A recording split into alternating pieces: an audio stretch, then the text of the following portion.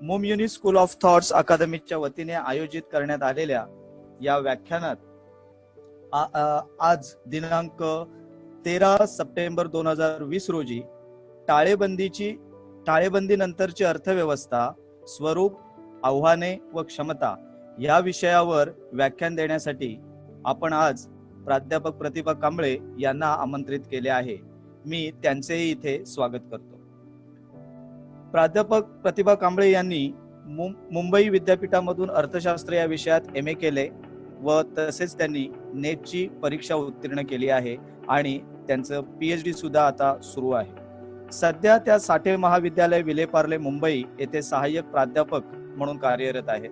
त्यांनी आतापर्यंत doctor BR Ambedkar's thoughts on collective farming and its relevance to current farming in India, त्याचबरोबर government policies for development of women entrepreneurship,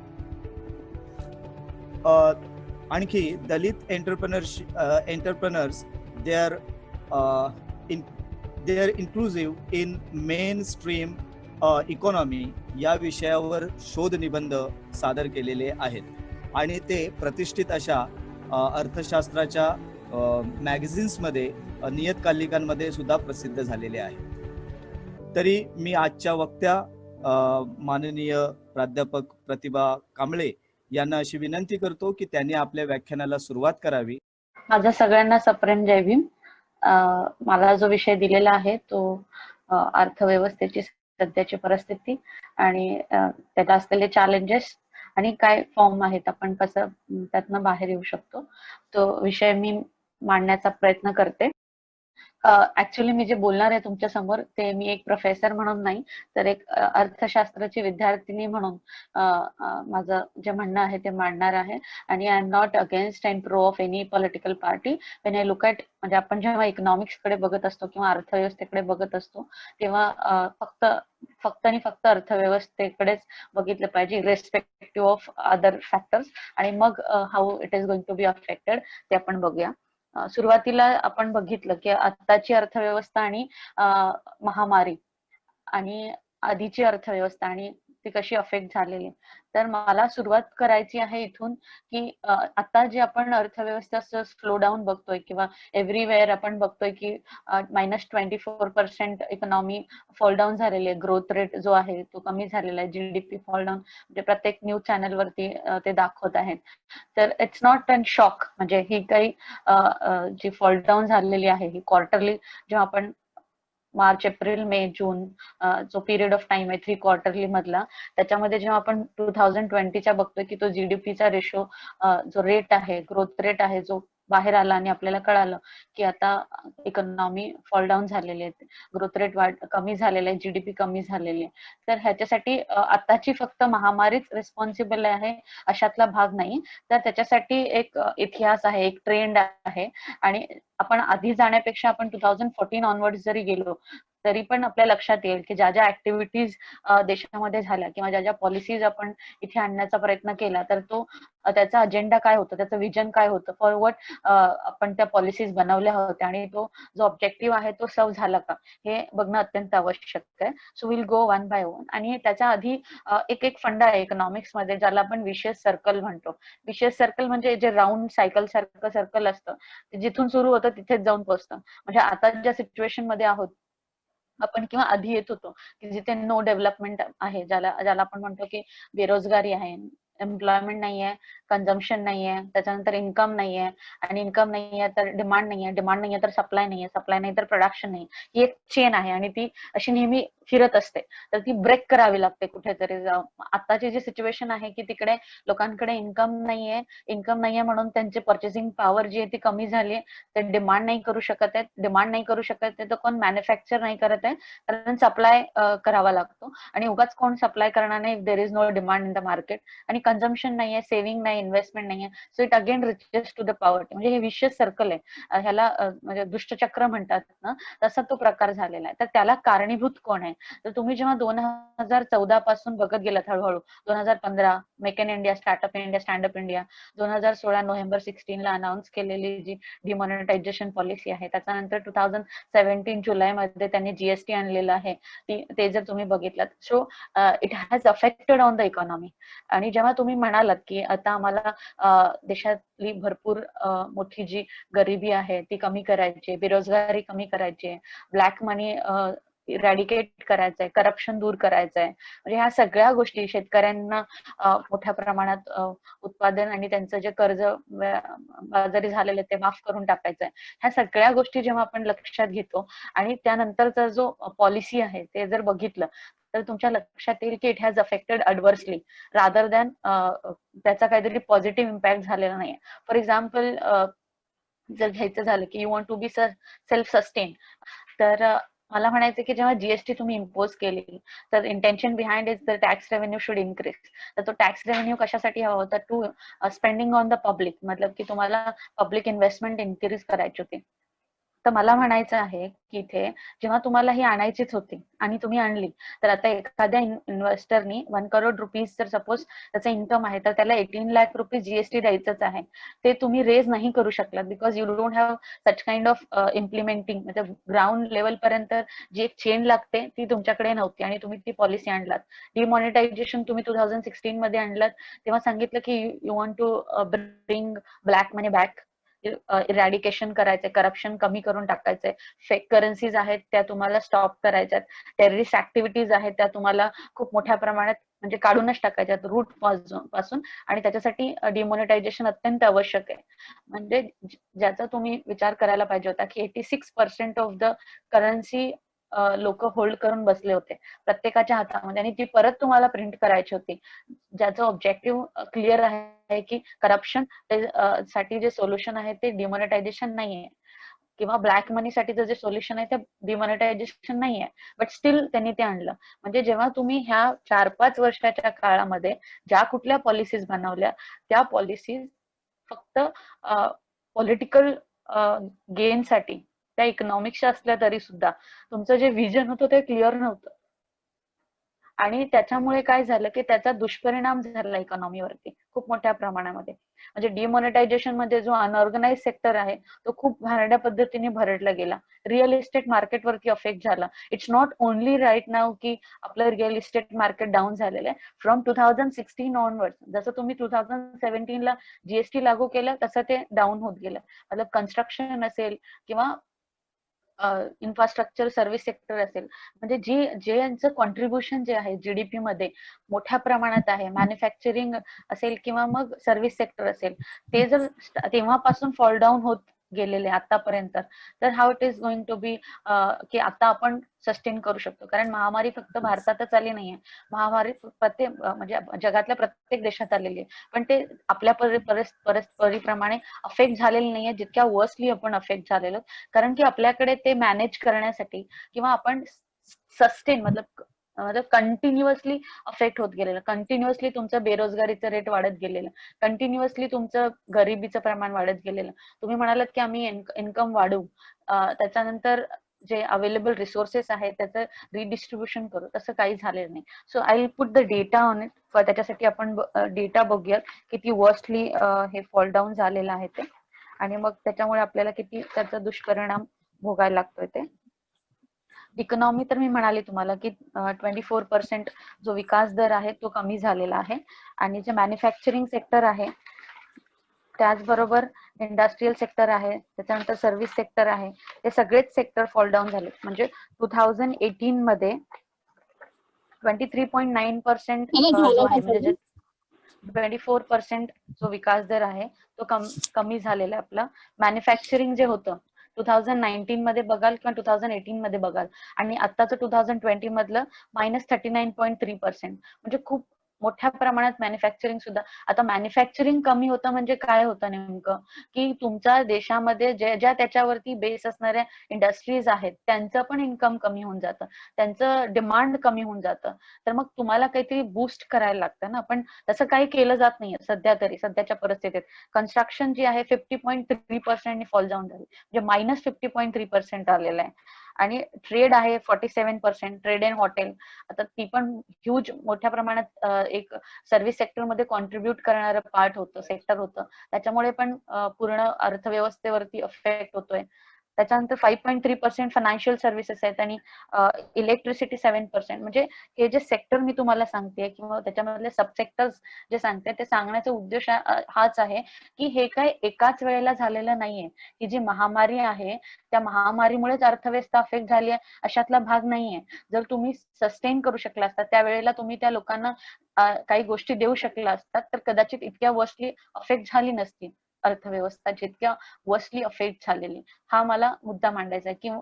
किंवा तुम्ही ज्या policies आणल्या सुरुवातीला, त्या पॉलिसीजमुळे जे डॅमेज झालेलं आहे, ते डॅमेज फक्त महामारीमुळेच झालेलं असं नाही, महामारी पण अफेक्ट झालेलं आहे. मतलब कोविड-19च्या महामारीमुळे सुद्धा अर्थव्यवस्थेवरती परिणाम झालाय, पण तुम्ही तो स्टेबल करू शकला असतात.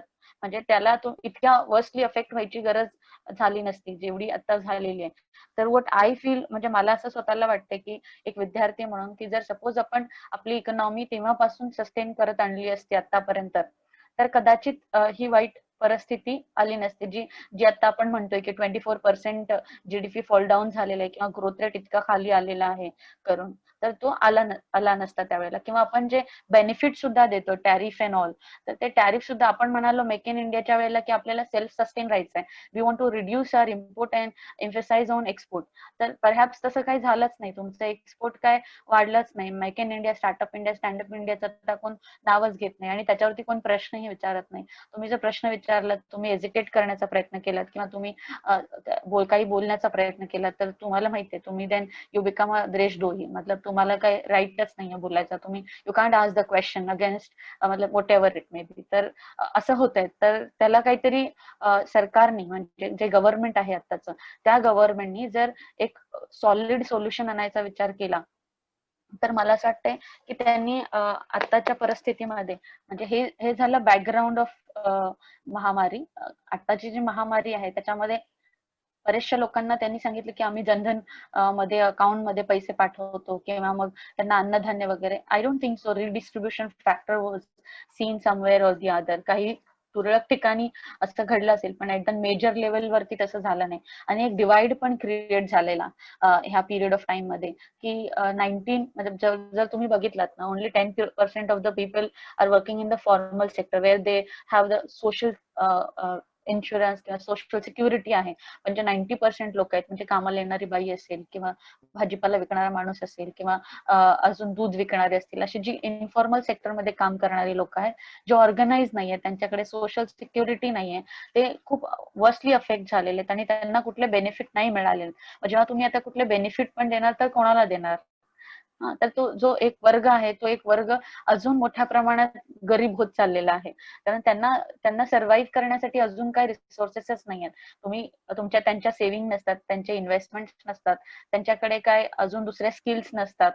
तर rather than focusing on other, लेकिन आता त्यांनी सांगितलं, मला वाटतं काही दिवसापूर्वीच मी वाचलं होतं की LIC चे 25% शेअर्स IPO मतलब इनिशियली पब्लिक ऑफरिंग मध्ये चेंज करून सुद्धा त्यांनी काय केलं, मार्केटमध्ये विकून टाकण्याचा विचार केला. की जेव्हा इट इज अन पब्लिक, मतलब it is government owner, corporation असलं तरी पण, आणि काही गरज नाहीये त्यांना ते सगळं करण्याची, but still they are trying to do that. मग हे सगळं केल्याने काय होणार आहे? How you are going to increase the employment opportunity? म्हणजे तुम्ही तुमच्या देशातले जे बेरोजगार आहेत, म्हणजे मुद्दा काय आहे की बेरोजगारी आहे, बेरोजगारी असल्यामुळे इन्कम नाहीये आणि उत्पन्न नसल्यामुळे तुमची कन्झम्पशन करण्याची जी कॅपॅसिटी आहे, तुमची पर्चेसिंग पॉवर आहे, ती कमी आहे.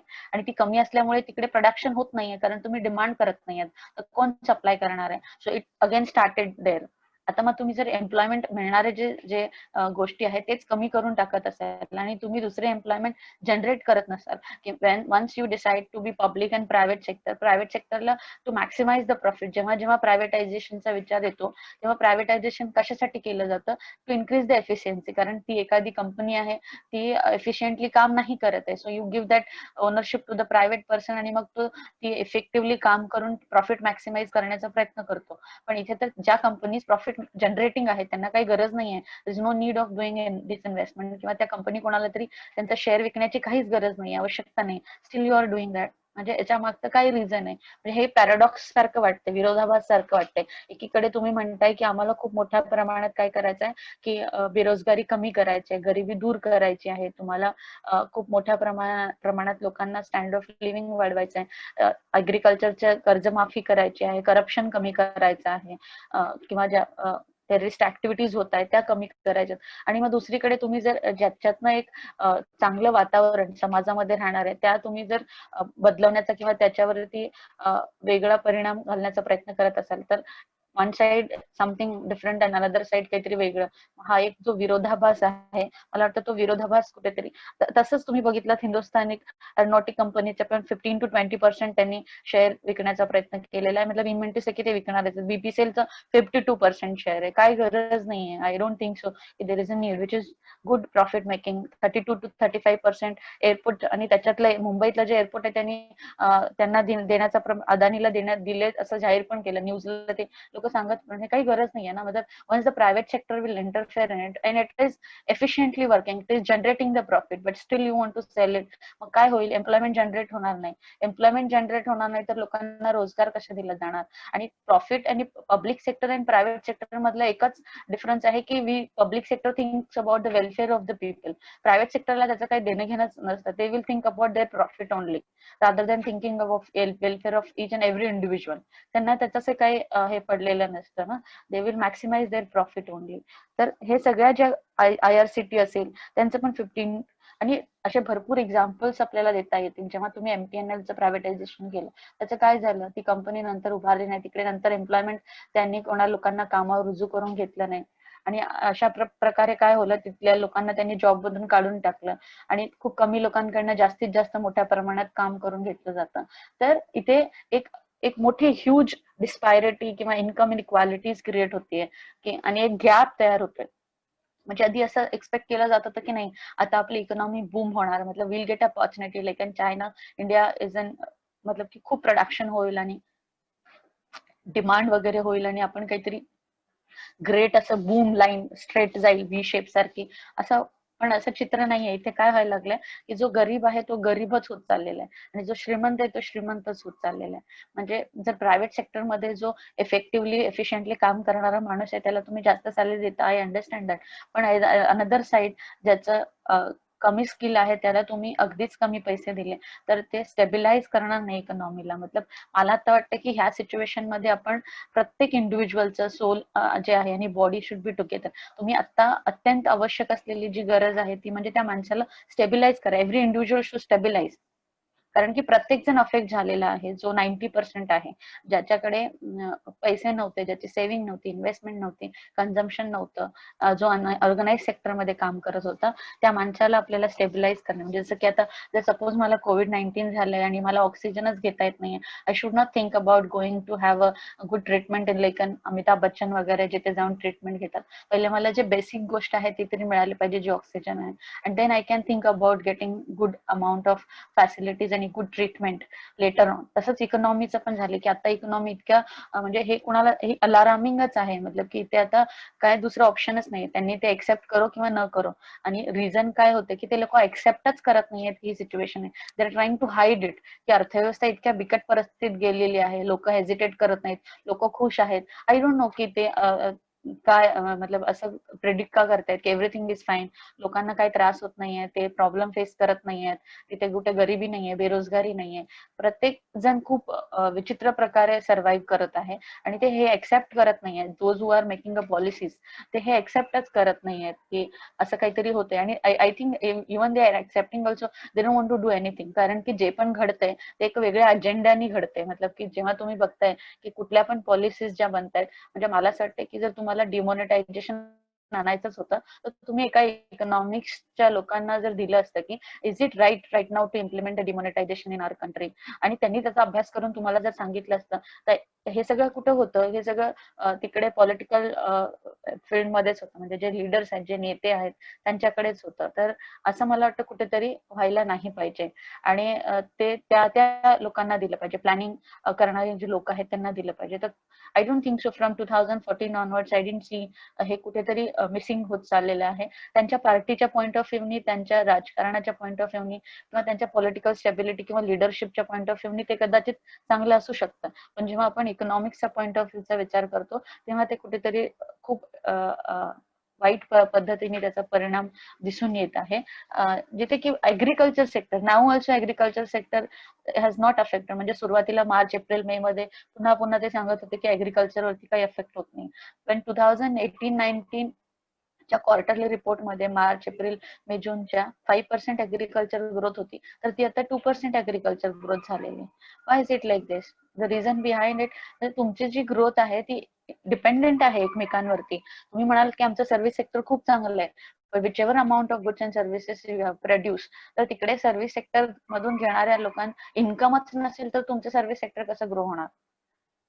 तर असं जे लोकांचं कंपनी चांगलं आहे, ज्यांच्याकडे खूप मोठ्या प्रमाणात लेबर आहेत, त्यांना हेल्प करण्यापेक्षा, म्हणजे एकच विप्रो आणि एकच इन्फोसिस बनवण्यापेक्षा, given opportunity to each and every one, मतलब की असे 10 जर असेल तर मोनोपॉली असणार नाही ना.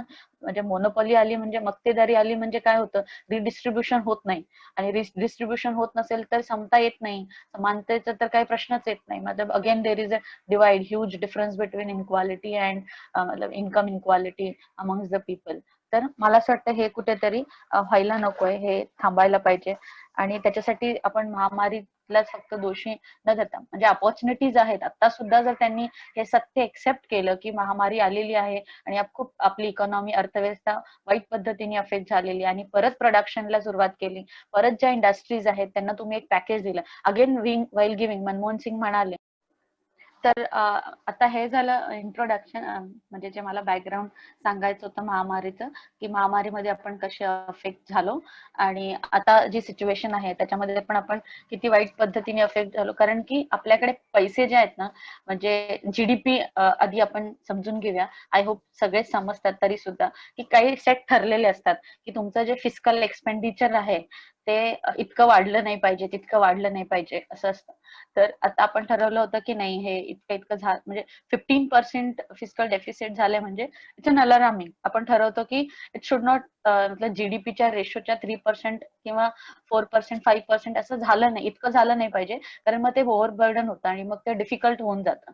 म्हणजे फिस्कल डेफिसिटचा अर्थ होतो, मतलब की तुमचं रेव्हेन्यू जे आहे, देशाचं जे इन्कम आहे, आणि तुमचं जे देशासाठी खर्च केलंय, म्हणजे हे सरकारच करतं, देशाचं इन्कम म्हणजे सरकारकडे आलेले जे इन्कम आहे ते income imposing taxes on public, जे असतं, म्हणजे टॅक्स रेव्हेन्यू असेल, नॉन टॅक्स रेव्हेन्यू असेल, दोन्ही रेव्हेन्यू मधनं जे काही इन्कम येतं सरकारकडे, ते काय केलं जातं, स्पेंड केलं जातं लोकांसाठीच. त्याला आपण एक्सपेंडिचर म्हणतो, फिस्कल एक्सपेंडिचर म्हणतो. आणि हे जे इन्कम येतं, पब्लिक इन्कम, ज्याला पब्लिक रेव्हेन्यू म्हणतो, ह्या पब्लिक एक्सपेंडिचर आणि पब्लिक रेव्हेन्यू, ह्या दोघांमध्ये जो डिफरन्स राहतो त्याला फिस्कल एक्सपेंडिचर म्हणतात. तो फिस्कल डेफिसिट जो आहे, जर तो वाढला आणि आता तो 15% झालेला आहे, तर आता सांगण्याचा इथे मुद्दा काय येतोय, की तुमच्याकडे रेव्हेन्यू आता कमी आहे, तुमच्याकडे नॉन टॅक्स रेव्हेन्यू पण जास्तीचा नाहीये आणि टॅक्स रेव्हेन्यू पण जास्तीचा नाही, कारण की डायरेक्ट टॅक्स असेल किंवा इनडायरेक्ट टॅक्स असेल. आता तुमच्याकडे आलाच कुठला टॅक्स, फक्त डायरेक्ट टॅक्स. पण आपल्याकडे अशी लोक किती आहेत, खूप कमी आहेत जे डायरेक्ट टॅक्स पे करतात. इनडायरेक्ट टॅक्स मध्ये खूप लोक आहेत, पण तो टॅक्स आलाच नाहीये. तर तुमच्याकडे कॅपॅसिटी टू स्पेंड जे आहे लोकांसाठी, तेच कमी आहे. त्याच्यामुळे तुमच्यामध्ये गॅप येणार आहे, म्हणजे तुमचं एक्सपेंडिचर जे आहे ते रेव्हेन्यू पेक्षा खूप जास्त वाढणार आहे. आणि आपण मोजताना ते कसं मोजतो, जीडीपीच्या रेशोनी मोजतो ते. त्याच्यामुळे ते 15% झालेलं आहे. बट माझं असं म्हणणं आहे की अजून वाढलं तरी चालेल, पण आपल्याला आताची जी गरज आहे ती लोकांसाठी आपल्याला पैसे स्पेंड करावे लागतील. काही पॅकेजेस आहेत किंवा काही पॉलिसीज आहेत त्या बनवाव्या लागतील. पण बनवताना सुद्धा अशा पॉलिसीज आता नाही बनल्या पाहिजेत जे की त्यांचे फ्रेंड्स आहेत, त्यांचे रिलेटिव्ह आहेत, किंवा पॉलिटिकली इन्फ्लुएन्स लोकांच्याच साठी त्या पॉलिसीज बनवलेल्या आहेत आणि त्यांनाच त्या पॉलिसीचा आणि पॅकेजचा बेनिफिट झाला पाहिजे, असं होता कामा नये. तर तुम्ही जो टार्गेट ग्रुप आहे, जो एकदम व्हलनरेबल आहे, जो एकदम नाजूक आहे, त्याला पण त्याचा फायदा झाला पाहिजे. आणि it is not for the लेखन आपण खूप शॉर्ट पिरियड ऑफ टाइम साठी विचार करून बनवू. थोड्याशा वेळासाठी आधी त्यांना स्टेबिलाईज करणं गरजेचं आहे. म्हणजे मी तुम्हाला उदाहरण देते, एकदम सिम्पल उदाहरण. फॉर एक्झाम्पल, मी आपले प्राईम मिनिस्टर पण चहाचं खूप उदाहरण देतात, किंवा ते जे पकोडे वकडेचे ते आहेत त्याचं पण उदाहरण देतात ते. तर तसं मी असेल फॉर एक्झाम्पल, रादर दॅन प्राध्यापक मी असं काही कोणतरी आहे. आता 6 महिने लोक पण पकोडे पण खायला बाहेर आले नाहीत किंवा चहा प्यायला पण आले नाहीत, पण मला तिथे चहाचे टपरे टाकण्यासाठी थांबावं तर लागेल. तर मी कशाला, कोणी येतच नसेल तर तिथे जाईन रस्त्यावरती विकायला. पण माझ्यामधला जो तो इंटरेस्ट आहे की मी एक सेल्फ एम्प्लॉईड आहे आणि मला ते विकायला हवं, तर ते 5-6 महिने मला काहीतरी इन्कम मिळायला हवं होतं to sustain in that same business. पण मी तसं आपल्या कोणाबरोबरच असं झालेलं नाहीये की तो सस्टेन राहण्यासाठी. तिथे लोक म्हणतायत की आम्हाला आमचं व्याज दर वाढलेलं आहे, आमचं 6 महिने खूप नुकसान झालेलं आहे, आम्हाला ऍटलीस्ट रेट ऑफ इंटरेस्ट तरी कमी करून द्या, आमचे जे लोन आहे ते तुम्ही माफ करून टाका. शेतकरी म्हणतोय की आमचं व्याज किंवा आमच्यावरती जे कर्ज झालेले ते कमी करून टाका. From where they will do that? त्याच्यासाठी तुम्हाला एक इन्कम लागतं. ते इन्कमच तुमच्याकडे नाहीये. आणि का नाहीये, तर त्याला ते कारण आहेत. जे 2014 पासूनच जर तुम्ही बघत गेलात ना, ते कारण 2013-14चं जे इकॉनॉमीचं रेट आहे तो चांगला आहे. म्हणजे मी बघितलेलं, even in the government 2018-19 onwards तुम्ही जर बघितलं, पियुष गोयलचे जे काही त्यांनी सांगितलेले आहेत की 10% डबल डिजिट जीडीपी होईल असं त्यांनी एक्सपेक्ट केलं होतं 2019 मध्ये. 2020 फायनान्शियल इयर मध्ये ते म्हणाले 7.8% होईल म्हणून. आणि 2018 मध्ये 19 मध्ये तसं म्हणून झालं. 20 मध्ये तर आपलं 4.3 वरती वगैरे आपण आलो. म्हणजे तुम्हाला, आणि आता तर मायनस मध्येच गेलो, आता तर त्याच्याबद्दल काही बोलतच नाहीयेत. आणि ज्या मर्ज होत आहेत, आता तुम्ही एम्प्लॉयमेंट वाढवतो म्हणताय, बघा महामारी आहे, आपल्याला लोकांना इन्कम द्यायचं आहे, एम्प्लॉयमेंट अपॉर्च्युनिटी द्यायची आहे, ज्यांचे जॉब गेलेले त्यांना बॅक आणायचं आहे. आणि एकीकडे आम्ही ह्या सगळ्या ज्या कंपन्या आहेत त्या प्रायव्हेट सेक्टरला देतोय, दुसरीकडे बँकांचं मर्जर करतोय. ठीक आहे. त्याच्यानंतर त्यांना ज्या सरकारचे धोरणं आहेत त्या धोरणांमध्ये at an central level or state level, I don't know, पण जे धोरणं आहे आणि जी सत्य परिस्थिती त्याच्यामध्ये खूप मोठा गॅप दिसतोय. ते दोन टोक दिसायला लागलेत वेगवेगळे. आणि अशा वेळेला तुम्ही त्याच्यातनं बाहेर लवकर नाही येऊ शकणार. It take time. म्हणजे ह्याच्यासाठी तुम्हाला खूप वेळ लागणार आहे बॅक टू त्या इकॉनॉमी जी सिच्युएशन आपण आता सफर करतोय त्यातनं बाहेर येण्यासाठी. तर मला असं वाटतंय की रादर देन दिस, की सरकारनी, म्हणजे माझा जो विषय आहे की चॅलेंजेस तर भरपूर आहेत आपल्याला, पण ह्याच्यातनं बाहेर येण्यासाठी आपल्याला काय करावं लागेल. तर मला वाटतं की गव्हर्नमेंटनी फिस्कल स्टिम्युलेट करणं अत्यंत आवश्यक आहे. आणि त्याच्यासाठी तुम्ही टार्गेट ग्रुप डिसाईड करा, आधी पॉलिसीज बनवा, त्या पॉलिसीज तुम्ही मॉनिटर करा. आणि जर तुम्हाला वाटतंय की नाही, it is not reaches to the target person, तर तुम्ही त्या चेंज करा इमिजिएटली. म्हणजे असं नाही की आता इम्प्लिमेंट झालंय, like MNREGA, it is in previous, म्हणजे 2009 मध्ये आणलेलं आणि त्याच्यामध्ये असं भरपूर हे होत गेलं. तसंच तुम्ही आता सुद्धा जेव्हा पॉलिसीज बनवाल तेव्हा तुम्ही त्या पॉलिसीज आणल्यात त्याला तुम्ही मॉनिटर करा. आणि मॉनिटरमध्ये तुम्हाला असं काही वाटलं की काहीतरी गोंधळ होतोय, समवेअर दी अदर वे, की जुगाड आहे, करप्शन होतंय, किंवा few people are getting a benefit, तर तुम्ही you can change it like that. तर तसं करणं अत्यंत आवश्यक आहे. आणि जे मायक्रो स्मॉल मीडियम एंटरप्राइजेस आहेत त्यांना तुम्ही बूस्ट करणं अत्यंत आवश्यक आहे. त्याच्यासाठी आरबीआयनी क्रेडिट देणं गरजेचं आहे, लोन देणं, बँकांनी लोन देणं गरजेचं आहे. कारण आता काय झालेलं आहे की जरी कोण लोन देत असेल तर घेत नाहीये. तर तसं होता कामा नये. त्यांनी रेट ऑफ इंटरेस्ट जो आहे, मतलब मी जेव्हा सेव्हिंग करायला जाते तर 7.5% रेट ऑफ इंटरेस्ट आहे, आणि जेव्हा मी लोन घ्यायला जाते तेव्हा 12 आणि 14% आहे. सो की bank need to maximise the profit, ते पण त्याचा पॉईंट ऑफ व्ह्यू करतात. पण थोडंसं रेट ऑफ इंटरेस्ट जर बँकांना आरबीआयनी सांगितलं की त्यांचा रेपो रेट आणि रिव्हर्स रेपो रेट कमी करायला, आणि मग बँकांना मायक्रो स्मॉल मीडियम एंटरप्राइजेसना जर लोन द्यायला, तर ते स्वतः सेल्फ एम्प्लॉईड होतील. आणि म्हणजे जे इन्कम आहे ते जनरेट होईल. आणि इन्कम जनरेट झालं तर डेफिनेटली कन्झम्पशन वाढेल आणि सप्लाय पण वाढेल, मॅन्युफॅक्चरिंग होईल, आणि मग इकॉनॉमी परत स्थिर पोझिशनला यायला लागेल. काहीतरी मला इथे दाखवते की, हॅलो, कॅन यू हिअर मी? तुम्हाला माझा आवाज येतोय का? हो मॅडम, येत आहे. हा, मला काहीतरी नोटिफिकेशन येतंय. And I think good evening, काही Sangit. Someone, I think one participant has just joined, so he's saying good okay evening to okay fine. everybody. Madam, you carry on, don't worry. Okay okay fine fine. So मला ते वाटतं. त्याच्यानंतर जे दुसरं आहे stabilise करायचं, आणि तिसरं जे सोल्युशन वाटलं मला म्हणजे त्याच्यासाठी स्ट्रॉंग रिकव्हरी, म्हणजे पहिले मी स्टेबिलाइज होणं अत्यंत आवश्यक आहे, म्हणजे आपली इकॉनॉमी स्टेबिलाइज होणे अत्यंत आवश्यक आहे. देन रिकव्हरी, आणि रिकव्हरीसाठी आत्ताच्या पोझिशनला किंवा स्टेबिलाइज झाल्यानंतर माझं जे कॉस्ट आहे ते कॉस्ट कमी असलं पाहिजे. म्हणजे ज्या कुठल्या गोष्टी गव्हर्नमेंट एक पॅकेज देते, जसं की मनमोहन सिंग म्हणाले की 10 लाख करोड रुपयाचं पॅकेज आपण दिलं पाहिजे म्हणून. तर नंबर मॅटर नाही करत आहे, आधी गरज काय आहे आणि कोणाला आहे हे महत्वाचं आहे, आणि त्याच्यानंतर त्याला ते पोचतंय का, आणि तितक्या मोठ्या प्रमाणात पोचत नसेल तर ऍटलिस्ट तो स्टेबिलाइज होण्या इतकं तरी पोचते का. पण आता सर्व्हाइव्हचाच प्रश्न आलेला आहे त्यांच्या पुढे, की मतलब भूकमारीने म्हणजे पोटाची जर खळगीच भरली जात नसेल तर तो कशाचा विचार करेल, कसला विचार करेल.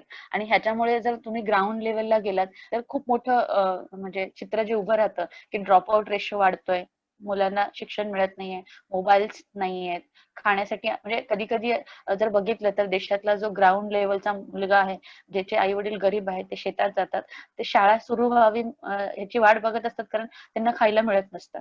तर म्हणजे तो एक वर्ग आहे तो इतक्या वर्सली इफेक्ट होतोय की म्हणजे मला वाटतं की त्यांचं एक जनरेशन पूर्ण खराब होऊन जाणार आहे. कारण आता ते परत बॅक टू त्या सिच्युएशनला येतील की नाही याच्याबद्दल शंका आहे. कारण त्यांचं राहण्याचं ठिकाण पण नाहीये, गावात पण त्यांना काही काम नाहीये, शहरात ते आले तर शहरात त्यांची वाईट परिस्थिती आहे. तर हा जो मुद्दा आहे की त्यांना आधी आपण सस्टेन केलं पाहिजे, ते आधी सर्व्हाइव्ह राहिले पाहिजेत, ते जगले पाहिजेत, आणि त्याच्यानंतर त्याच्यावरती काम केलं पाहिजे. आणि काम करताना सुद्धा कॉस्ट इफेक्टिव्ह जो रेशो आहे की त्यांना कॉस्ट कमी असलं पाहिजे आणि अपॉर्च्युनिटीज त्यांना जास्त मिळाल्या पाहिजेत. अशा पॉईंट ऑफ व्ह्यूच्या जर पॉलिसीज आपण बनवल्या तर कदाचित मला वाटतं की आपण लवकरात लवकर बाहेर येऊ शकतो. त्याच्याने एम्प्लॉयमेंट पण जनरेट होतील. जर आपण टॅरिफ कमी करण्याचा प्रयत्न केला, रेट ऑफ इंटरेस्ट, जर एक्सपोर्ट तुम्हाला वाढवायची आहे तर मग किंवा इम्पोर्ट कमी करायची आहे तर तुम्ही त्याचं जे टॅरिफचं जे कॅल्क्युलेशन आहे ते जर कमी केलं तर एम्प्लॉयमेंट अपॉर्च्युनिटीज सुद्धा वाढू शकतात. आणि त्याच्यासाठी मी म्हणाले की बिझनेस इन्व्हायरमेंट, कारण जे रिफॉर्म्स आहेत ना, actually we made a reforms like land reforms असतील, लेबर रिफॉर्म्स असतील, आता बिझनेस इन्व्हायरमेंट मधले पण रिफॉर्म्स असतील. म्हणजे तुम्हाला एखादा बिझनेस सुरू करायचा म्हणजे इतक्या सगळ्या गोष्टी कराव्या लागतात. म्हणजे एखादा micro small medium enterprise startup जरी सुरू करायचं असेल तर खूप सगळ्या गोष्टी कराव्या लागतात. त्याच्यात त्या माणसाचे अर्ध हे एनर्जी वेस्ट होऊन जातं. तर either you are going to give a permission to him or not. म्हणजे सिम्पल काहीतरी गोष्टी केल्या तर बरं होईल असं मला तरी वाटतं. म्हणजे व्हॉट आय फील की तुम्हाला त्याला परमिशन द्यायचे बिझनेस करायला की नाही द्यायचे. You can give the loan or you can't give the loan. म्हणजे उगाच ते फेऱ्या मारत बसणार आणि तिकडे भरपूर सगळ्या गोष्टी होत राहणार. त्याच्याने त्याची जी एफिशियन्सी आहे, प्रोडक्टिव्हिटी आहे, टाइम आहे, हे सगळंच वेस्ट होऊन जातं. तर तिथे कुठेतरी आपण हे केलं पाहिजे. अजून मला असं वाटतंय दुसरी महत्वाची गोष्ट मी सांगायची राहून गेली की जेव्हा मी न्यूज कडे बघते किंवा गव्हर्नमेंट कडे बघते तेव्हा ते सारखं हेच सांगत असतात की लास्ट गव्हर्नमेंटने हे केलं, लास्ट गव्हर्नमेंटने ते केलं. तर ह्यांनी कुठेतरी हे सत्य एक्सेप्ट केलं पाहिजे की आम्ही आता गव्हर्नमेंट आहोत, त्यांनी काय केलं ते केलं, त्यांचं जे लेगसी होतं ते होतं, आता आपल्याला काहीतरी करायचंय. हे सत्य जेव्हा ते एक्सेप्ट करतील तेव्हा अर्धे प्रॉब्लेम मला वाटतं सॉल्व्ह होतील. पण ते उगाच ब्लेम करत बसले ना तर काही अर्थ होणार नाही. म्हणजे हे इकॉनॉमिक पॉईंट ऑफ व्ह्यू ह्यांना देशाचं काहीतरी करायचंय, कारण की सेफ पण वाटत नाहीये. म्हणजे की एखादा सामान्य माणूस असेल ज्याचं पोटच भरत नसेल तर तुम्ही काय कोणाला प्रश्न विचारणार, कसले प्रश्न विचारणार आणि काय एजिटेट करणार तुम्ही. किंवा तुम्हाला शिक्षणच मिळत नाहीये ज्याच्याने तुम्ही बोलता त्याच्यातनच, कारण की न्यू नॅशनल म्हणजे पॉलिसी आलेली एज्युकेशनची, त्याच्यामध्ये पण तुम्ही इतक्या घाणेरड्या पद्धतीने एक्सक्लूड झालेले आहात की तिथे इन्क्लुजनचा काही प्रश्नच नाहीये. म्हणजे जेव्हा आम्ही म्हणत होतो 2011 5 इयर प्लॅन मध्ये की आम्हाला आता नुसती ग्रोथ नकोय, कारण आम्ही बऱ्यापैकी ग्रोथ अचीव्ह केलेले, 9% ग्रोथ आहे आणि असं सगळं, आता आम्हाला इन्क्लुझिव्ह ग्रोथ हवी आहे की सगळ्यांचा समावेश असला पाहिजे त्या ग्रोथमध्ये किंवा त्या डेव्हलपमेंटमध्ये, त्या विकासामध्ये. पण आता असं वाटायला लागलेलं आहे की त्यांना इन्क्लुझिव्ह ग्रोथ नकोच आहे, त्यांना एक्सक्लुझिव्ह ग्रोथ असेल तरी चालेल आणि त्याच्यासाठी त्यांना कुठले कुठले फॅक्टर चेंज करावे लागतील त्याच्यासाठी ते तयार आहेत असंही वाटायला लागलेलं आहे. तर म्हणजे रादर दॅन इकॉनॉमिक्सचा problem, rather than policy frame करण्याचा प्रॉब्लेम, त्यांना त्यांचं लिडरशिप डेव्हलप करण्यासाठी किंवा त्याच्यामध्ये इन्व्हेस्ट करण्यासाठी, त्यांच्या पार्टीमध्ये इन्व्हेस्ट करण्यासाठी किंवा त्याला फोकस आणण्यासाठी जास्त वेळ आणि एनर्जी जाते की काय असं वाटायला लागलेलं आहे, रादर दॅन, कारण की 6 मंथ्स झालेले आहेत, कुठलंही कॉन्क्रीट पॉलिसी अजून आलेलं नाही. अँड दे हॅव फोरकास्टेड की हे जे महामारी आहे ते खूप वेळ राहणार आहे, औषध मिळणार नाहीये, but still they couldn't able to find any way out. म्हणजे त्याच्यासाठी त्यांनी काही कॉन्क्रीट असं नाही, पण ऍटलिस्ट टू स्टेबिलाइज काहीतरी आणायला हवं होतं, आणि ते आज काय त्यांनी दिलेलं नाहीये. आणि आय डोंट थिंक सो ते त्याच्यानंतर तरी लवकरात लवकर देतील याची काही अपेक्षा नाहीये. पण तरी सुद्धा आरबीआयनी किंवा गव्हर्नमेंटनी त्यांचं फिस्कल स्टिम्युलेट करणं अत्यंत आवश्यक आहे. त्याच्यासाठी काय करायला लागेल त्यांना, फिस्कल स्टिम्युलेट ते तुम्हाला इन्व्हेस्टमेंट करावीच लागेल, तुम्हाला मायक्रो स्मॉल मीडियम एंटरप्राइजेसला पुशअप करावंच लागेल. I am not saying that की ज्या बिग कंपनीज आहेत, बिग इंडस्ट्रियलिस्ट, विप्रो असेल किंवा इन्फोसिस असेल किंवा अजून कुठले असतील, त्यांना तुम्ही लोन आणि क्रेडिट देण्यापेक्षा जे मायक्रो स्मॉल मीडियम एंटरप्राइजेस आहेत, जे अनऑर्गनाइज सेक्टरमध्ये काम करणारे लोक आहेत, त्यांना तुम्ही पुशअप करणं अत्यंत आवश्यक आहे. ही काळाची गरज आहे. तरच तो जो डिवाइड आहे आणि ती जी एक जनरेशन वेस्ट होणार आहे, म्हणजे जे पुन्हा त्या ह्याच्यात येण्यासाठी त्यांना कित्येक वर्ष लागतील, ते थांबेल कदाचित. नाहीतर सॉरी, त्याचे दुष्परिणाम खूप वाईट असतील जर तुम्ही ते करू शकला नाहीत तर. सो इन्फ्रास्ट्रक्चर आणि रेव्हेन्यू आणि लोन. तर रेव्हेन्यू तर मी म्हणाले तुम्हाला की ते जनरेट करू शकतात टॅक्स, फक्त tax is the only solution. Infrastructure मध्ये पण ते इन्व्हेस्ट करू शकतात आता सध्या, जे की खूप वाईट पद्धतीने आफ्टर 2016 डिमॉनिटायझेशन अफेक्ट झालेला आहे रिअल इस्टेट मार्केट वगैरे. तर तुम्ही जर रेपो रेट आणि रिव्हर्स रेपो रेट कमी केले तर कदाचित तुम्हाला तिथे काही फायदा होऊ शकतो पुन्हा, कारण की ह्या सेक्टरमध्ये पण बऱ्यापैकी एम्प्लॉयमेंट अपॉर्च्युनिटीज मिळतात लोकांना, अनऑर्गनाइज सेक्टर असलं तरी सुद्धा. तर जेव्हा किंवा आपण रिफॉर्म्स बनवू, लेबर रिफॉर्म्स, आणि हे एका दिवसाचं एका वर्षाचं काम नाही, इट विल गो लॉंग वे. तर पण ते बनवणं अत्यंत आवश्यक आहे, कारण की आता त्यांनी थ्रू आउट करून टाकलं. म्हणजे जे लोक कामाला होते, म्हणजे तुम्ही जर चित्र बघितलं, असेच ते लेकरं बाळ घेऊन आपले जात होते, कोण मरत होतं, कोणाचे मुलं बाळ डिलिव्हरी वगैरे होत होते. म्हणजे काही सिक्युरिटीच नाहीये, म्हणजे लाईव्हलीहूड आणि लाईफ म्हणजे की काय डिफरन्सच नाही कळत. म्हणजे कधी कधी असं वाटायला लागतं की किती वाईट आहे हे सगळं. म्हणजे त्यांना काही सिक्युरिटीच नाहीये, आणि इतक्या मोठ्या पर्सेंटेज ऑफ पॉप्युलेशनला काहीच सिक्युरिटी नाहीये, आणि त्याच्यावरती कोणच काहीच बोलत नाही किंवा काही करतही नाही. याचं रिझन, आणि त्याच्यासाठी ऑर्गनाइज पण राहावं लागतं. म्हणजे if you want to do agitation, if you want to stress out something wrong आहे, तेव्हा आपल्याकडे ऑर्गनाइज असलं पाहिजे. ऑर्गनाइज लोकांनी ते एजिटेशन केलं पाहिजे. त्याची पण कुठेतरी कमतरता even institutions also are not raising. मतलब की जर सुप्रीम कोर्टावरतीच इतके सगळे मतलब दबाव आणि त्यातल्या जजेस वरती इतक्या सगळ्या गोष्टी घडत असतील तर मतलब I don't know how long. म्हणजे कधी कधी खूप विदारक वाटायला लागतं हे सगळं की काय आहे, म्हणजे आपण कुठल्या ह्याच्यात राहतो, कुठल्या देशात राहतो. It is really.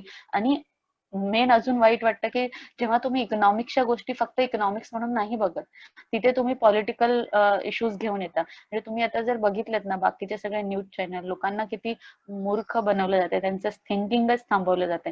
म्हणजे ते भूकच विसरून जात आहेत.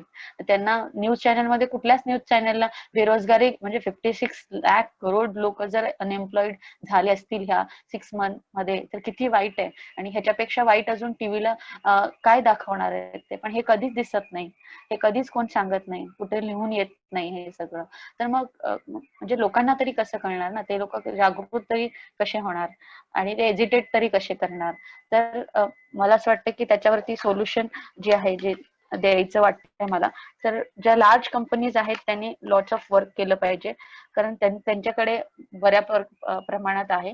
पण ज्या बँक्स आहेत त्यांनी लेंड केलं पाहिजे.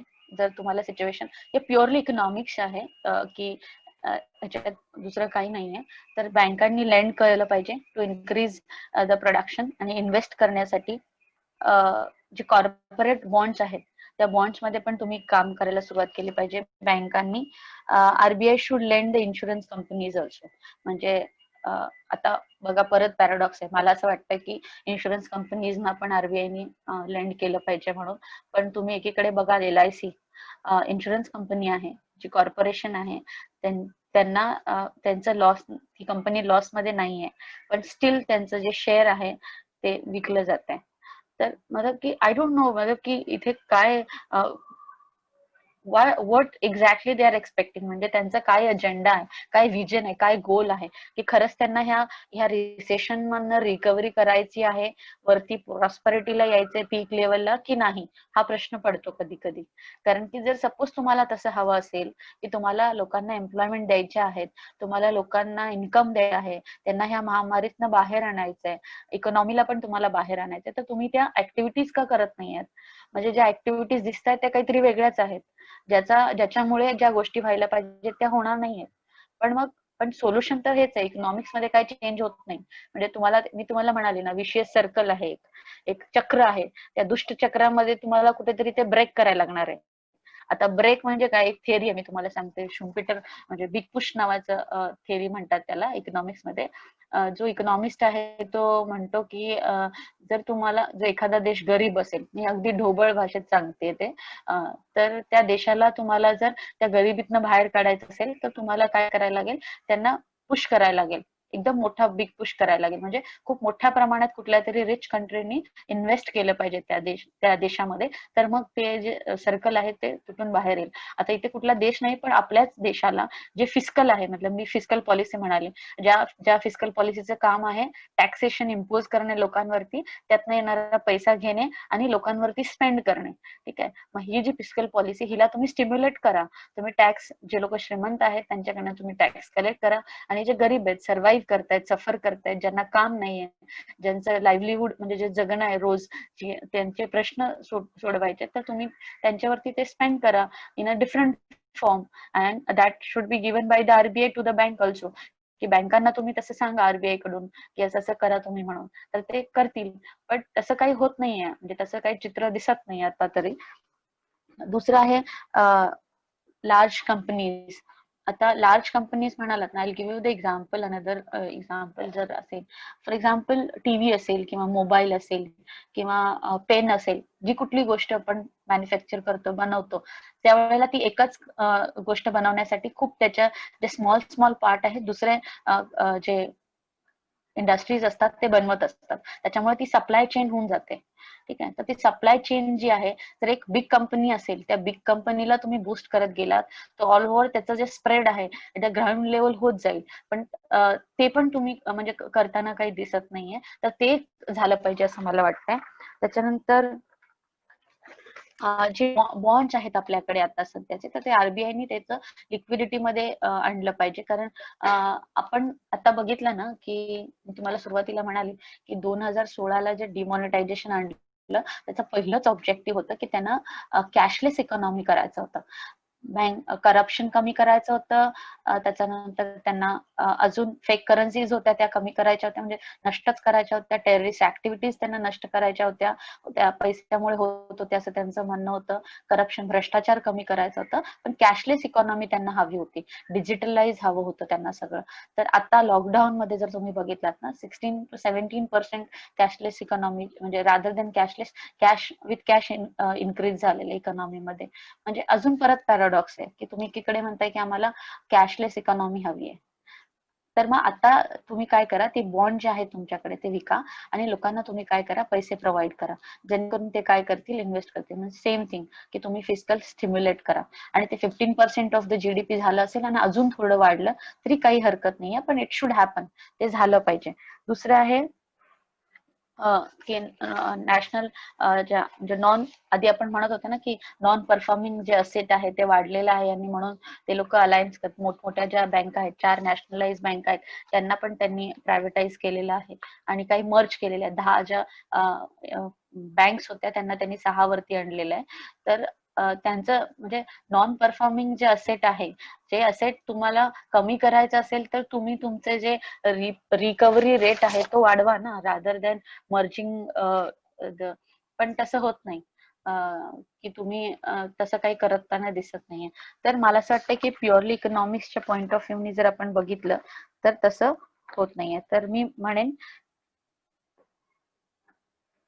म्हणजे आता आपण दुसरं कोणालाही ब्लेम न करता, प्रिव्हियस सरकारला पण ब्लेम न करता, की हे सत्य आहे की आपली इकॉनॉमी फॉल डाऊन झालेली आहे, जीडीपी -2%नी 24%नी खाली आलेली आहे आणि त्यातनं आपल्याला वर यायचं असेल तर आपल्याला एम्प्लॉयमेंट अपॉर्च्युनिटीज वाढवाव्या लागतील, लोकांचं इन्कम वाढलं पाहिजे, कन्झम्पशन वाढलं पाहिजे, इन्व्हेस्टमेंट अँड सेव्हिंग वाढलं पाहिजे. त्याच्यासाठी लागणाऱ्या ज्या ज्या आवश्यक गोष्टी आहेत त्या सरकारनं करणं अत्यंत आवश्यक आहे.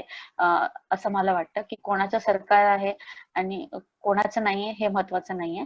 तर तुम्हाला ते ऍज अ गव्हर्नमेंट म्हणून करायचंय, लोकांच्या भल्यासाठी, त्यांच्या वेलफेअरसाठी, असं मला वाटतंय. Okay, ma'am. Thank you so much. So I request everybody, if anybody has some questions, please त्यांनी आपल्या Zoom application वरती जो hand raise option दिलाय त्याच्याने hand raise करावा आणि मग तुमचं नाव कॉल आउट केलं जाईल तर तुम्ही इंडिव्हिज्युअली प्रश्न विचारू शकता. क्वेश्चन आहे. हा, रीड कराल का तो जरा please? Okay, as an economist, why you think government is not able to take concrete steps to increase the GDP? Instead, government is interested in going into privatization. मला असं वाटतंय की म्हणजे जे कन्सेप्ट आहे प्रायव्हेटायझेशनचा आणि पब्लिक कंपनीजचा, तो आधी आपण समजून घेऊया. गव्हर्नमेंट का असं करतंय त्याचं माझ्याकडे उत्तर नाहीये आणि मी ऍज अन इकॉनॉमिक्स नाही तर ऍज अन इकॉनॉमिक्स विद्यार्थी म्हणून उत्तर देतेय. त्यांना प्रायव्हेटायझेशन ज्या कंपनीज ते करतायत तर मला असं वाटतं की त्यांना वेलफेअर किंवा लोकांच्या किंवा जीडीपीचा काही पडलेलं नाहीये, त्याच्यामुळेच ते करतायत असं मला वाटतंय. कारण की प्रायव्हेटायझेशन आपण कधी करतो, जेव्हा त्या इनएफिशियंट असतात, जेव्हा त्यातनं प्रॉफिट मॅक्सिमाइज होत नसतं, अशा कंपन्यांना आपण प्रायव्हेटाईज करतो. किंवा 1991 मध्ये आपण जर गेलो तर तेव्हा आपण ठरवलेलं ना की 1985 ऑनवर्ड्स ज्या ज्या कंपनीज ज्या होत्या गव्हर्नमेंटच्या त्या प्रॉफिट मेकिंग नव्हत्या, बट त्या खूप लॉस मध्ये जात होत्या. तर त्यांचं एफिशियन्सी वाढवण्यासाठी आणि त्यातनं प्रॉफिट मॅक्सिमाइज करण्यासाठी तुम्ही ते एका प्रायव्हेट ओनरला दिलं, त्याची प्रायव्हेटशिप त्यांनी प्रायव्हेट ओनरनी ती ओनरशिप घेऊन त्यातनं एफिशियन्सी वाढवली. पण आता त्यांना जीडीपी इन्क्रीज करण्यासाठी कंपन्या प्रायव्हेटाईज करायची गरज नाहीये, पण स्टील ते करतायत. त्यांचा अजेंडा काय आहे माहित नाहीये. म्हणजे मी पॉलिटिकली काही बोलणार नाही कारण ते इट विल नॉट, पण ते जस्टिफाय होत नाहीये की ते प्रायव्हेटायझेशन करतायत त्या कंपनीचा, ते जीडीपी वाढवण्यासाठी करतायत असं अजिबात नाहीये, असं अजिबात वाटत नाहीये. कारण की ते ऑलरेडी प्रॉफिट मॅक्सिमायझिंग आहेत, त्या एफिशियंटली काम करत आहेत. पण स्टील तुम्ही त्यांना प्रायव्हेटाईज करताय, तर मग प्रायव्हेटाईज केल्यानंतर तिथे एम्प्लॉयमेंट वाढवणार आहात का तुम्ही? लोकांचं इन्कम जनरेट होणार आहे का नाही? कारण जेव्हा कुठला प्रायव्हेट ओनर तिकडे येतो तेव्हा तो काय करतो, he will maximise his profit. तो तिकडे कमी लोकांना एम्प्लॉय करेल, त्यांच्याकडनं खूप मोठ्या प्रमाणात काम करून घेईल आणि तो प्रॉफिट मॅक्सिमाइज करेल. तेव्हा ते रिडिस्ट्रीब्यूट कुठे होणार आहे किंवा त्याच्यातनं अजून प्रॉफिट मॅक्सिमाइज होणार आहे का? I don't think so. कारण एक पीक लेवल असते आणि ती पीक लेवल ह्या सगळ्या कंपनीज करत आहेत. असं नाही की कुठली कंपनी आहे जी खूप रिसेशन टुवर्ड्स रिसेशनला जातीये, ज्या कुठल्या त्यांनी आता प्रायव्हेटाईज केलेल्या आहेत ते. त्याच्यामुळे ते असं का करतायत आय डोंट नो. मला नाही माहिती का करतायत ते असं, काय रिझन आहे त्याच्या पाठीमागं असं करण्याचं. Okay, madam. Thank you. Madam, we have another question. Mr. MCT Pareva has asked a question. त्यांचं क्वेश्चन असं आहे, what is the major cause of decline in GDP and solution to improve it? पहिले काय आहे ना sir, ज्या कोणत्या मॅडमनी तो प्रश्न विचारलाय त्यांना पण मी ऍड्रेस करते की जीडीपी ही एका कुठल्या सेक्टर मधून बनत नाही. मतलब जीडीपी काय आहे हे आधी समजून घेऊया. It's an final goods and services all in a given period of time. ठीक आहे. तर मग ह्या वर्षीचं जर तुम्ही बघितलं तर ह्या वर्षामध्ये जे जे म्हणजे कॉन्ट्रीब्युशन आहे जीडीपी मध्ये, तर ऍग्रिकल्चरचं जे कॉन्ट्रीब्युशन होतं ते 5% होतं. सर्व्हिस सेक्टरचं जे कॉन्ट्रीब्युशन होतं ते मोठ्या प्रमाणात होतं, 60% अँड मोर. जे मॅन्युफॅक्चरिंग सेक्टर होतं, इंडस्ट्रियल सेक्टर होतं, त्यांचं पण खूप मोठ्या प्रमाणात कॉन्ट्रीब्युशन होतं. हे सगळेच फॉल डाऊन झालेत. ऍग्रिकल्चर सेक्टर सुद्धा फॉल डाऊन झाले, 5% वरून 2% वरती आलेलं आहे. तर मग मेजर रिझन मध्ये आणि ह्या सगळ्यांमुळे तुमचं इन्कम पण कमी होऊन गेलं ना. मॅन्युफॅक्चरिंग कसं होणार? मतलब तुम्ही डिमांडच करत नाही आहात, तुमच्याकडे काय इन्कमच नाहीये, तुमचं परचेसिंग पॉवरच कमी होऊन गेलंय, तर तुमचं जीडीपी कसं वाढणार? म्हणजे देशाचं जीडीपी कसं वाढणार? त्याच्यामुळे मेजर रिझन हेच आहे की तुमचं हे जे मॅन्युफॅक्चरिंग असेल किंवा सर्व्हिस सेक्टर असेल किंवा इंडस्ट्रीयल सेक्टर असेल हेच फॉल डाऊन झालेलं आहे.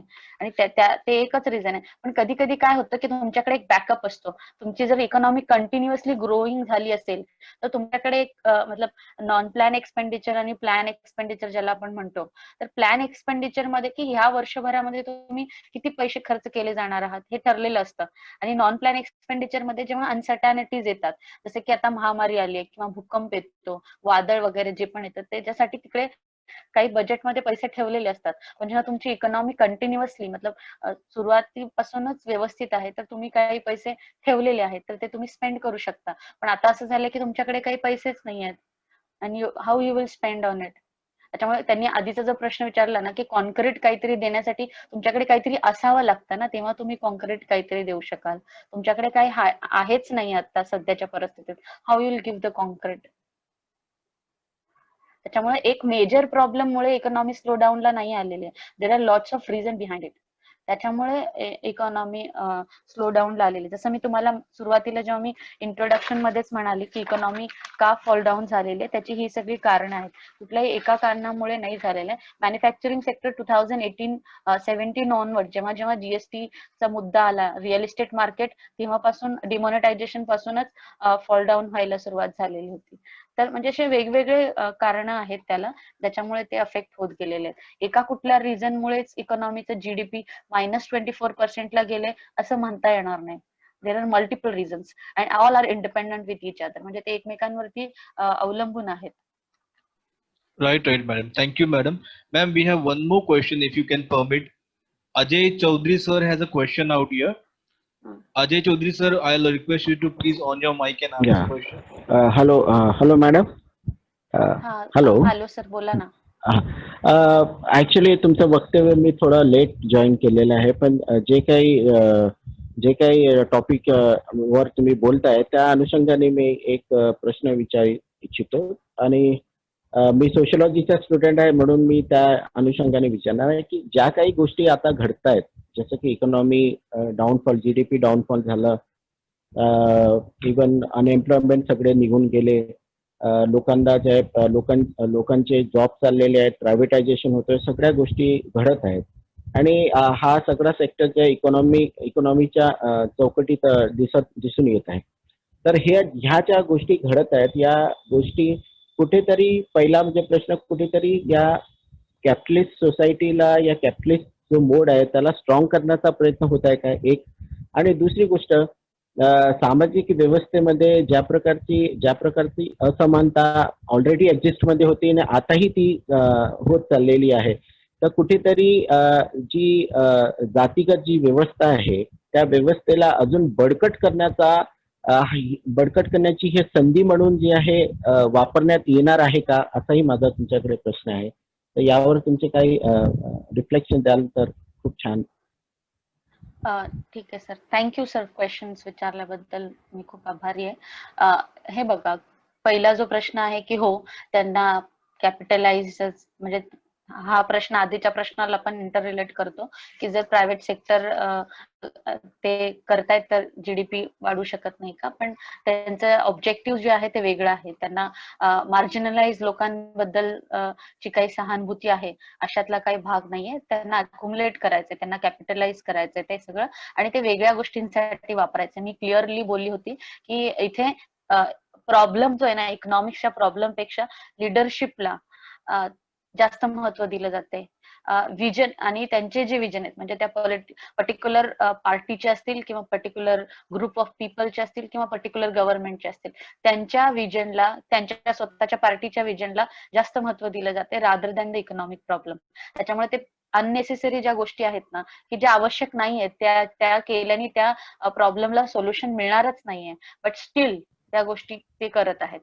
ठीक आहे. दुसरा जो प्रश्न आहे की हो, इथे खूप मोठं इकॉनॉमिक डिवाइड क्रिएट केलं जात आहे की जे लोक खूप श्रीमंत आहेत ते खूप श्रीमंत होत गेलेले आहेत आणि जे खूप गरीब आहेत ते खूपच गरीब झालेले आहेत. सिंपलची गोष्ट आहे की जेव्हा इकॉनॉमी मध्ये इतकं सगळं जगभर महामारी होतं, पॅन्डेमिक होतं कोविड 19चं, तरी सुद्धा शेअर मार्केट बूस्ट होतं इंडियामधलं, आणि अजून पण बूस्ट. फक्त मार्च आणि एप्रिल जो महिना बघितला तुम्ही, थोडंसं ते फॉल डाऊन झालेलं, शेअर मार्केट खाली गेलेलं, पण अचानक मध्ये ते इतकं वरती गेलं. Those who are people are, म्हणजे कोण हे सगळं करते, कोणाला त्याचं, ज्यांनी कोणी शेअर विकत घेतले असतील ते कोण लोक होती ज्यांनी ते शेअर्स विकत घेतली. बाकीचे जे 90% लोक आहेत जे अनऑर्गनाइज सेक्टरमध्ये काम करतात, त्यांनी तर ते शेअर्स विकत नाही घेतले ना. त्यांना तर फक्त त्यांचं उद्याचं जेवण कसं मिळेल, आणि मग परत हा आजार नाही झाला कमी तर मग मी कसं सर्व्हाइव्ह करणार, माझे मुलं बाळ रेंट मी कसं देणार, मी कसं गावाला जाणार आणि कसं राहणार, किंवा आम्ही इथे कसे सर्व्हाइव्ह राहणार, उद्या मला काय झालं. तर ह्या सगळ्या विचारात ते भांबावून गेलेले होते. तर त्यांनी तर ते शेअर्स विकत नाही घेतले. तर मग शेअर्स विकत कोणी घेतले, जे लोक श्रीमंत आहेत त्यांनी. आणि मग जेव्हा मार्केट बूमला गेलं तेव्हा त्यांनी त्याचं प्रॉफिट मॅक्सिमाइज केलं, तर मग ते परत अजून जास्त श्रीमंत झाले.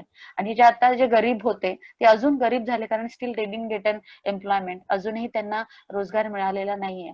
आणि जे युथ आहेत त्यांना आपण म्हणतो की त्यांनी प्रश्न रेज केले पाहिजेत, त्यांना प्लॅटफॉर्म पण मिळत नाहीये, किंवा ते ऑर्गनाइज पण होत नाहीयेत. आणि ऑर्गनाइज झाले तरी त्यांना वेगवेगळ्या ह्याच्यानी हे करून टाकलं जातं, बाहेर काढून टाकलं जातं सिस्टमच्या. की म्हणजे आता तर असं व्हायला लागलं की देशद्रोही शिवाय अजून काय होतच नाहीये. तुम्ही बोललात की तुम्ही देशद्रोहीच आहात, म्हणजे तुम्ही त्या गरिबीच्या समस्या मांडा, बेरोजगारीच्या मांडा, किंवा शेतीविषयकच्या समस्या मांडा, तुम्ही काही जरी मांडल्यात तरी तुम्ही देशद्रोहीच होताय. म्हणजे देशद्रोहाची व्याख्याच त्यांनी मला वाटतं बदलून टाकलेली की काय. त्याच्यामुळे हा ग्रुप जो आहे, म्हणजे हे जे इंटेन्शन आहे, मी म्हणाली की हा जो अजेंडा आहे, आणि डिसेंट्रलाइज होत नाहीये ते कुठेतरी, आणि ह्या पॉलिसीज पण कुठेतरी एकाच ठिकाणी बनवल्या जात आहेत, सगळ्यांचा विचार घेऊन बनवल्या जात नाहीये त्या पॉलिसीज, किंवा त्या पर्टिक्युलर सेक्टरला दिलं जात नाहीये ते काम, म्हणून अजून प्रॉब्लेम वाढतायत. म्हणजे जे पण होतं ते मला वाटतं प्राईम मिनिस्टर नरेंद्र मोदी जे आहेत त्यांची लोक आणि त्यांच्या ऑफिसमध्येच हे सगळं ठरवलं जातं. म्हणजे ते स्पेशलाइज इकॉनॉमिस्ट जे असतात त्यांची काय ऍडवाइस घेतायत की नाही, हा पण मोठा प्रश्न येतोय. कारण प्लॅनिंग कमिशन त्यांनी काढून टाकलं, नीती आयोगला ठेवलं, आणि त्यांचं काही कामही दिसत नाहीये जेव्हापासून ते आलेलं आहे. त्यांनी कुठल्या मिटिंग्स ऑर्गनाईज केल्या, त्यांनी काही डेटा आउट केला. नॅशनल स्टॅटिस्टिकल ऑफिसचा जो डेटा असतो तो डेटा अजूनपर्यंत आला नव्हता, आता जस्ट तो बाहेर आलाय. म्हणजे तुमचे इतके वरपर्यंतच्या गोष्टी करतायत की तुम्ही डेटा सुद्धा बाहेर येऊ देत नाहीये. म्हणजे गरिबी किती आहे देशामध्ये, महामारीमुळे किती होती, आधी किती होती, बेरोजगारी किती आहे, किंवा तुमचं इन्कम किती आहे, कन्झम्पशन किती आहे, एक्सपेंडिचर किती आहे, आणि कुठल्या पर्टिक्युलर सेक्टर ऑफ लोकांचं वाढतंय कमी होतंय, हा डेटा पण तुम्ही बाहेर येऊ देत नाहीयेत. म्हणजे एकंदरीत तुम्ही म्हणालात ते ती परिस्थिती त्यांना अपेक्षित असावी, त्यांचंच ते विजन असेल, त्यांचा तो अजेंडा असेल, आणि त्याच्यासाठीच ते ह्या सगळ्या पद्धतीने काम करत असतील, रादर दॅन हॅव्हिंग पॉलिटिकल म्हणजे इकॉनॉमिकल व्ह्यू. पॉलिटिकल गेन मला वाटतं याच्यामध्ये जास्त आहे. आणि हे तुम्हाला मी माझं लेक्चर सुरू व्हायच्या आधीच मी म्हणाली की मी I am not pro of present government and against of the earlier government, और against pro of earlier government and against of right now's government, असं काही नाहीये. पण म्हणजे मी तुम्हाला तेच म्हणाले, मी कुठल्याही सरकारच्या बाजूनी नाही, पण जे इकॉनॉमिक्स विद्यार्थी म्हणून जेव्हा त्या गोष्टीकडे बघते तेव्हा मला हे स्पष्टपणे दिसतं की हे चुकीचं आहे करून. कारण त्यांनी मेक इन इंडियाला पण जस्टिस नाही करून दिलं, त्यांनी डिमॉनिटायझेशनला पण जस्टिस नाही केलं. ब्लॅक मनी त्यांना आणायचाच होता, तर मग त्यांनी का नाही आणलं? 86% of the money was in circulation, cash money. काहीच गरज नव्हती परत इतके पैसे स्पेंड करून इतकं करन्सी आणायची. कोण डिजिटलाइज वापरतंय? Where you have bring the cashless economy. आणि मग त्याच्याने फायदा कोणाला झाला? कुठले इलेक्शन्स तुम्ही लढलात त्याच्या बेसिसवरती? आणि कोण गरीब कोण श्रीमंत आला लाईन मध्ये पैसे घ्यायला? सगळे गरीबच त्या लाईन मध्ये मेले, जखमी झाले, त्यांचंच नुकसान झालं. अजून कोणाचंच नुकसान नाही झालं. कुठल्या फेक करन्सीज तुम्ही आणल्या? त्याच्याने टेररिस्ट अटॅक नाही झाले का? तुम्ही इतके सगळे स्ट्राईक केले आणि इतक्या सगळ्या गोष्टी केल्या, पिक्चर मूवीज वगैरे आणले त्या गोष्टींवरती, कुठे टेररिस्ट अटॅक कमी झाले? उलटून आता तुम्ही हे सगळे प्रॉब्लेम्स दाखवण्याआधी तुम्ही रोज चायना बरोबर भारत काय करते आणि युएस काय करते आणि तिबेट काय करते आणि नेपाळ काय करते हेच सगळं दाखवताय, rather than showing the reality, ground reality. जे की जिथे माणूस भुकेने मरतोय, दवाखान्यात जायला पैसे नाहीये, गोळी औषध आणायला नाहीये, काम नाहीये, फाशी घेऊन मरतायत, पोरांना मोबाईल नाहीये. त्यांनी सांगितलं ऑनलाईन शिक्षण घ्या. ऑनलाईन शिक्षण, 2-3 मुलं असतील, एकच मोबाईल असेल तर एकच पोरगा एक लेक्चर ऐकतो, बाकीचे 3 लेक्चर तो ऐकत नाही, दुसरा एक पोरगा एकच लेक्चर ऐकतोय. नोबडी, म्हणजे सिस्टीम अशी होऊन गेली आहे ना की तुम्ही मतलब त्या एक्सक्लुजन म्हणजे इन्क्लुजन काही संबंधच नाहीये. तुम्ही एकदम व्यवस्थित शार्प वेनी बाहेर निघून जात आणि आपल्याला कळतही नाहीये की आपण कसे बाहेर निघून जातोय आणि कसं आपल्याला बाहेर काढलं जातंय. तर मला असं वाटतं ही इथे खूप डिवाइड म्हणजे खूप एक्स्ट्रीम इनइक्वालिटी क्रिएट व्हायला लागलेली आहे इन्कम मध्ये, आणि तो गॅप मला इतक्या लवकर भरून निघेल असंही वाटत नाही, जोपर्यंत गव्हर्नमेंट कुठले तरी असे सॉलिड पॉलिसीज घेऊन येत नाही जे मॉनिटर केले जातील आणि ज्याच्यात चेंज पण केला जाईल टार्गेट ग्रुपसाठी. Thank you madam. Thank you. Thank you, madam. Now I request Praful Kumar sir to please convey the vote of thanks. And indeed, madam, it was a very thought-provoking lecture. You have touched on various aspects and you have explained uh, the dynamics of economics and how GDP works and what is GDP in a very simplified manner, for which I am very much thankful to you. I would now request Praful sir to please convey the vote of thanks. धन्यवाद Prashant sir.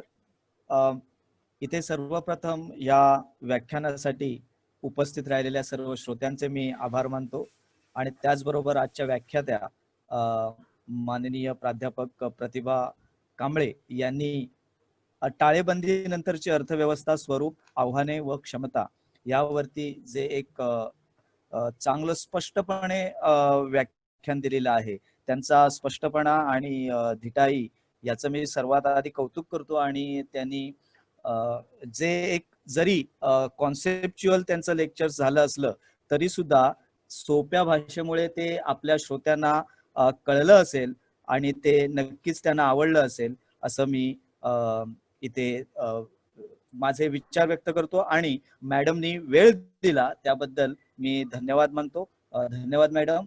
जर next आम्हाला तुमची जर आवश्यकता भासली पुढच्या लेक्चरसाठी तर आम्ही तुमच्याशी संपर्क करू. एवढं बोलून इथे आपण थांबूया. सर्वांचे आभार आणि धन्यवाद. आजचा कार्यक्रम धन्यवाद. संपला असं मी जाहीर करतो.